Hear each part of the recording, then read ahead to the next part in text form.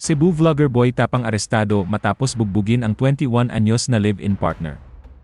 Pero bago ang lahat, kung ikaw ay bago sa aking channel, huwag kalimutan na mag-subscribe at i-click ang notification bell for more trending news.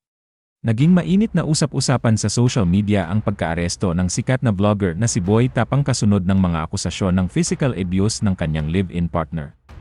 Ayon sa mga ulat, sa wakas ay nakakuha ng lakas ng loob ang 21 anyos na biktima na magsampa ng reklamo matapos magtiis ng paulit-ulit na pisikal na pang-aabuso.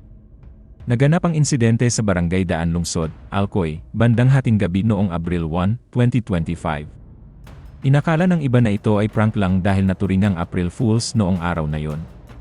Pero kinumpirma ni Police Captain Jerry Magsayo, officer in charge ng Alcoy Police Station, na inaresto ang vlogger na si Ronnie Suan matapos humingi ng tulong sa pulisya ang biktima. Sa ulat ng biktimang si Cristina Morales, nagsimula ang kanilang pagtatalo nang matagpuan ni Suan ang isang vape sa kanyang mga gamit. Ang pagkumpronta ay nagresulta sa isang di umano'y pisikal na pag-atake. Nagtamo siya ng mga pasa, lalo na sa paligid ng kanyang tadyang, na nag-udyok sa kanya na iulat ang insidente sa mga otoridad. Ayon sa kanyang live-in partner, hindi lang umano ito ang unang beses na sinaktan siya. Seloso din umano ito. Ibinunyag ni Morales na matagal na siyang nagdurusa sa katahimikan, maging sa kanyang pagbubuntis, dahil sa takot at emosyonal na pagkakadikit kay Suan.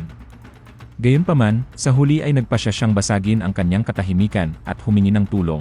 Kasunod ng pag-aresto sa kanya, nakipagtulungan si Suan sa mga otoridad at hindi nanlaban. Sumailalim siya sa inquest proceedings at opisyal na kinasuhan ng paglabag sa Republic Act No. 9262, na kilala rin bilang Anti-Violence Against Women and Their Children Act.